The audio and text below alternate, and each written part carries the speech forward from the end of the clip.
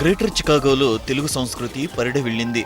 తెలుగు గడ్డపై నేర్చుకున్న సంప్రదాయానికి ఎక్కడా భంగం కలగకుండా ఎన్ఆర్ఐలను ఏకం చేసింది గ్రేటర్ చికాగో తెలుగు సంస్థ.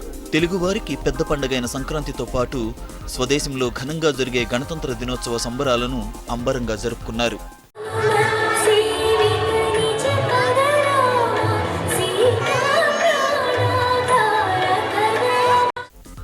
గ్రేటర్ చికాగో తెలుగు సంస్థ ఆధ్వర్యంలో నిర్వహించిన ఈ 2 వేడుకలకు ఎన్ఆర్ఐలు భారీగా హాజరయ్యారు. ఎలాంటి ఆదాయ ప్రయోజనం ఆశించకుండా తెలుగు సంస్కృతి, కట్టుబాట్లు, పూర్వ సంస్కృతి, ఆచార ప్రచార కార్యక్రమాలను చికాగో మహానగరంలో గత 15 ఏళ్లుగా చేపడుతోన్న గ్రేటర్ చికాగో తెలుగు సంస్థను అభినందించారు ఎన్ఆర్ఐలు. ఈ కార్యక్రమాన్ని మొదట గణపతి ప్రార్థనతో సంస్థ అధ్యక్షులు ప్రదీప్ కందిమళ్ళ, సుష్మా జ్యోతి ప్రజ్వలనతో ప్రారంభించారు. సాంస్కృతిక కార్యదర్శి సాయిరెడ్డి గొంగాటి సంక్రాంతి, గణతంత్ర దినోత్సవ శుభాకాంక్షలు తెలుపుతూ సంక్రాంతి విశిష్టతను వివరించారు. తెలుగు సంప్రదాయానికి ప్రతీక అయిన సంక్రాంతి, భోగిమంటలు, డూడు బసవన్నలు, హరిదాసుల కీర్తనలు, ఇంద్రధనుస్సులను మరిపించే రంగురంగుల ముగ్గులు, మా ఇంటికి రండి రండి అని ఆహ్వానించే గొబ్బెమ్మలు, ఆటలు పాటలు ఇలా చెప్పుకుంటే సంక్రాంతి పల్లె వెలుగుల కాంతి అంటూ కీర్తించారాయన. మొత్తంగా ఈ కార్యక్రమంలో చిన్న పెద్దలందరూ కలిసి 300 మందికి పైగా కళాకారులు పాల్గొన్నారు. వేదిక అలంకరణలో కూడా సుష్మా కందిమళ్ళ, పద్మ మాదిరెడ్డి ప్రత్యేక శ్రద్ధ తీసుకున్నారు. ప్రవేశ ద్వారంతో పాటు వేదికను సంక్రాంతి, గణతంత్ర దినోత్సవ ప్రతీకలతో చాలా అందంగా అలంకరించారు.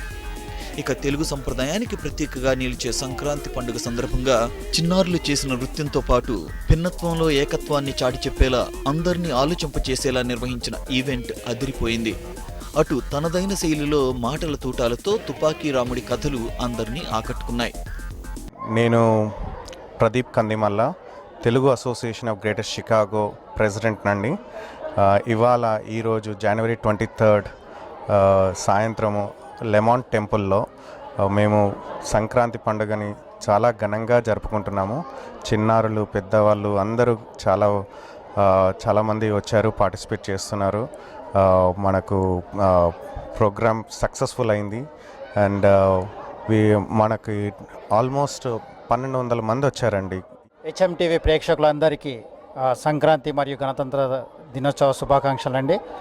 అయితే ఈసారి 1200 మంది పర్ఫార్మర్స్ ఉన్నారండి. మాకు చాలా 300 పర్ఫార్మర్స్, 1200 మంది ఆడియన్స్ వచ్చారు. చాలా ఘనంగా జరుపుకున్నాము.